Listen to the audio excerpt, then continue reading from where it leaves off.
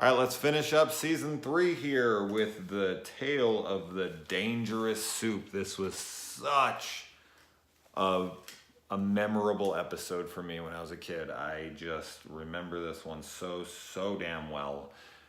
It stuck with me. It's always been one that I loved as a kid.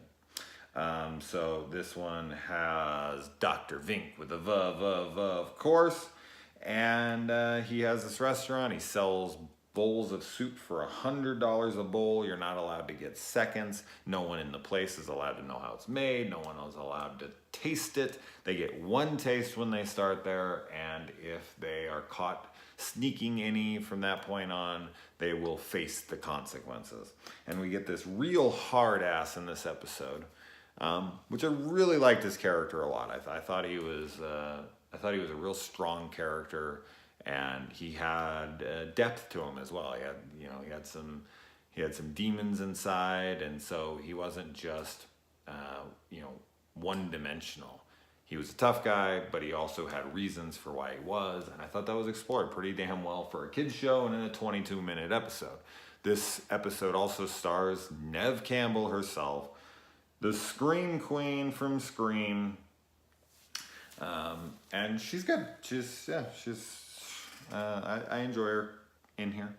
And Dr. Vink. Now, I'm not sure I understand Vink's reasoning here on why he uses employees to scare the shit out of so they will quit. And then he can replace it. It's like, don't, shit where you eat kind of thing. Like, don't scare off the staff. Maybe, they have no memory of it when they're done. Like once they're scared and this statue, this talisman, as he calls it, takes out their fear, however drains it and makes it into that little potion. One drop can make like a whole thing of soup or whatever. I just feel like the amnesia after and the fact that no one could remember it. It's good. It's way too late to be doing this. But I'm not going to start recording this again.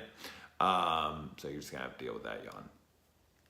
Anyway, I was sitting there like, I don't understand. Like, why not pay people to come over and, offer them money when they're coming in and have them sit in there, scare the shit out of them, get their money, and then they'll come out like, I don't know what happened, and be like, you wandered in here, man. Like, you need to get out. And they'd be like, oh, I'm sorry. And they'd leave. That seems like a much better plan than constantly, having a revolving door on your employees. So that was a pretty dumb plan. But, hey, it's a kid's show. And, the kid's only fear, really, is his dead father or stepfather. And I completely can relate to that. I think we all have that thing that scares us, especially if anyone had that stepdad or that dad or whatever, that even if you become the biggest, toughest dude and you could freaking beat everyone up that you ever met, there's something about that dude that terrified you when you were a kid. That just, I don't know, it gets under your skin. It makes you fucking question everything. It makes you terrified. I don't know. It's hard to explain, but I totally get that. And Neve Campbell's is her claustrophobia. And this has one grim ass ending, man. They think they beat it. They let it out accidentally, and then it's coming back and it's getting at them. And then they think they beat it. And Dr. Vink's like, oh no, I'm trapping you in here and I'm going to have business for a long, long time.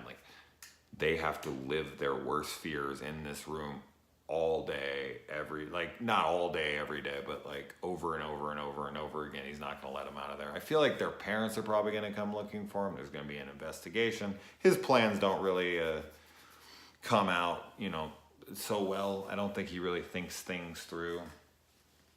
I think he'd be going to fucking prison with a puh. That was a bad joke. It's late, all right? So anyway, that's the end of season 3. My kids leave tomorrow, so I won't be watching any for at least another week. So until then, all right.